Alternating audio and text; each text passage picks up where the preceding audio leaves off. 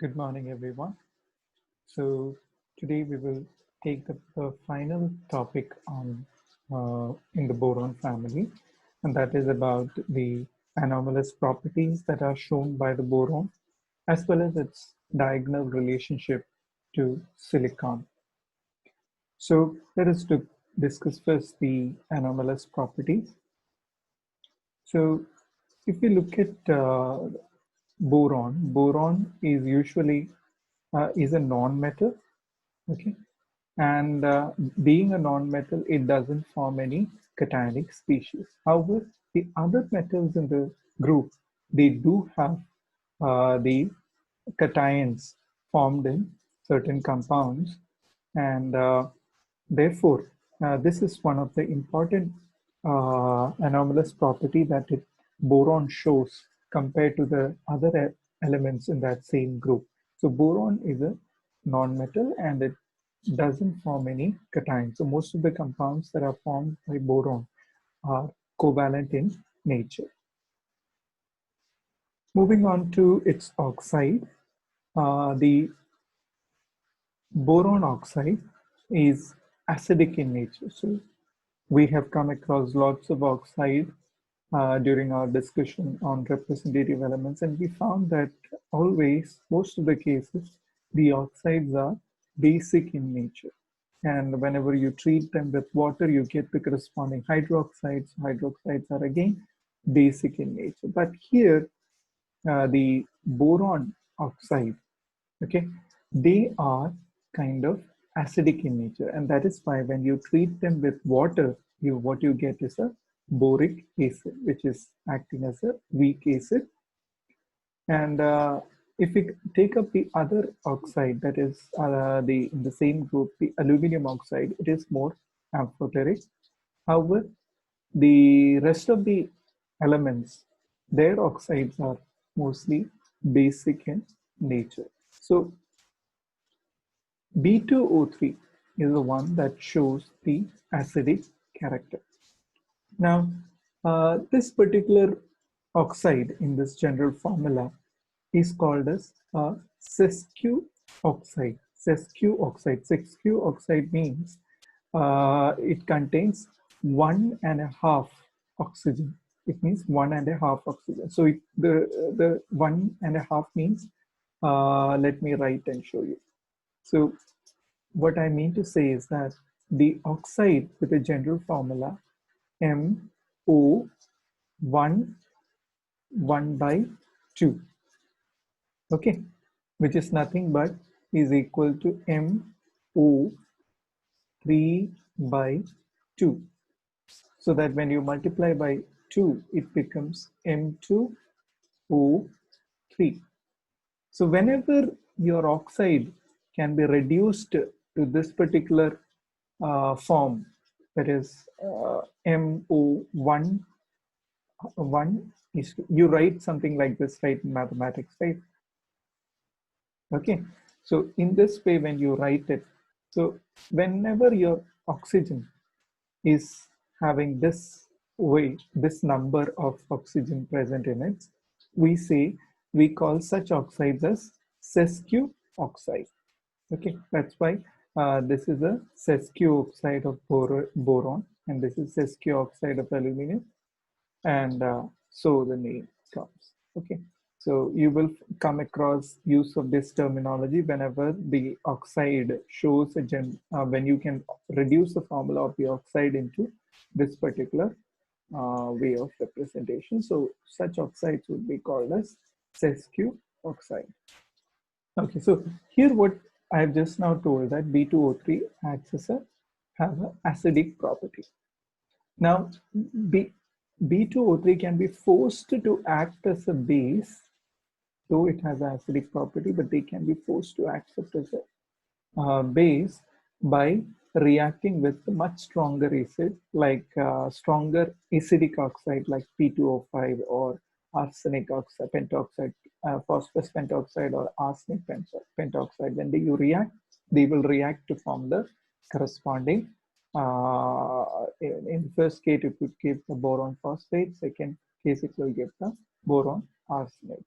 Now, usually Boron being acidic, they don't react with any other acidic oxide. So if you have any acidic oxide with a stronger acid than this, then only a reaction will be happening. So in this case, phosphorus pentoxide and arsenic pentoxide, they are more reactive or more stronger acid, and that is why they form their corresponding phosphates and the arsenate compounds.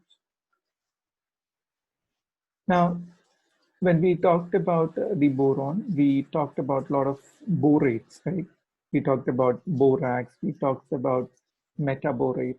Okay, so boron do form certain borates, which are nothing but polymeric uh, boron oxygen uh, variant. Like you have various BO3 units or BO4 4 minus units joined together to form a polymeric structure. The polymeric structure can be form of a ring or it can be form of a chain or something like that. So such polymeric structure, okay, are of made up of these uh, BO3 as well as BO4 units.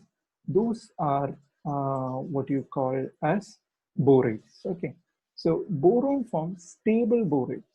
However, the aluminum, the element of the same group, they form aluminates, but they are not as stable as the borates you find in the case of boron. So aluminum also, aluminum hydroxide, when you treat it with NaOH, they will form sodium aluminate, which you can write like this, or you can write it in this formula. This we have seen when we talked about berylate ion, right? So similar way you can write it in this form or this form. Here it is AlOH thrice. Please correct this. This is not. Here it is AlOH thrice. Okay, so this is another important uh, anomaly or anomalous property that is shown by boron. It forms stable borate compounds, which are polymeric boron oxide compounds made up of BO3 trigonal planar units or BO4 tetrahedral units. So it's a polymeric form of both of these. So you will find more detail. You can read about it in JD Lee, page numbers 374 to 379. Just go through it so you will come across what the borates are, different types of borates, what are the structure of borax or metaborate. You will come to know when you read this particular portion. Apart from that, boron forms different hydrides, right? So boranes. So one of the borane is your diborane, which we talked in more details. Okay, boranes are usually gaseous in structure, gaseous in their state, and they undergo rapid hydrolysis, and they are very inflammable. However, aluminum, that means hydrides of aluminum, they are basically polymeric solids. Okay, so that is another difference that it shows with the rest of the elements in the group.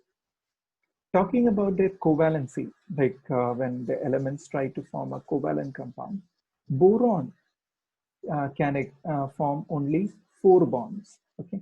However, aluminum can expand its not only from 4 bonds but also 6 bonds. That is because aluminum has the 3D empty 3D orbital present in it, which it can accept the electrons, and therefore it can expand its covalency to even 6.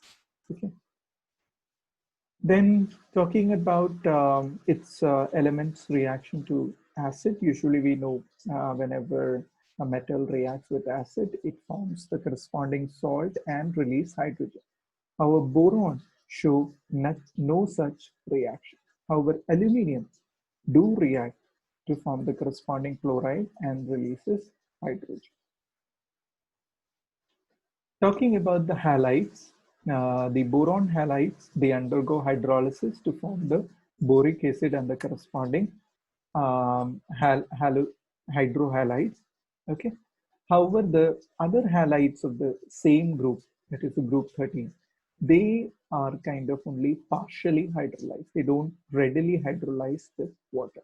So boron therefore shows a difference from the rest of the elements of the group, that they readily hydrolyze to form the boric acid and the corresponding hydrogen halide.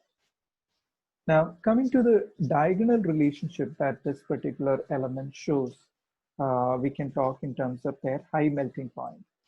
Usually, the first element usually shows a very high melting point. Similarly, the silicon with which boron is showing the diagonal relationship also shows very high melting point.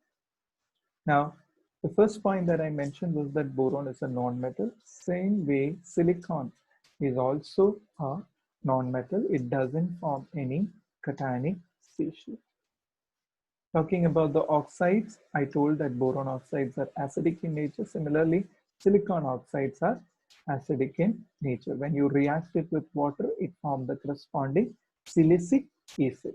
Now, I would like you to find out what is the formula of the silicic acid and write down the complete equation for this.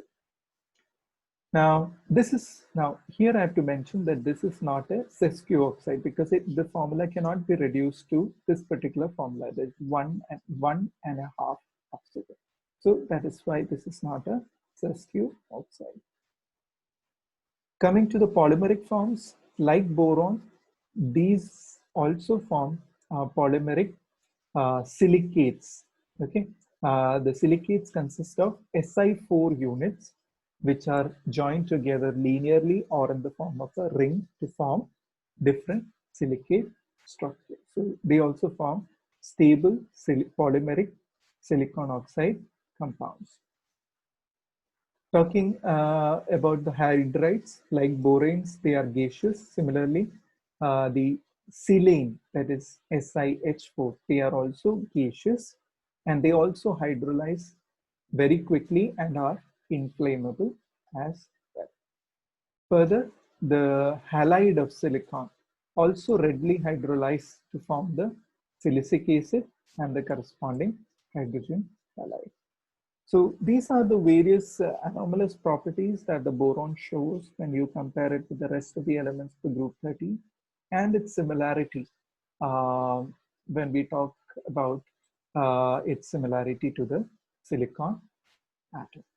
So I hope you understood this particular topic. Please read more from the book, and during the live session, we will discuss about your doubts and let's try to understand it more better. Thank you very much for your kind attention.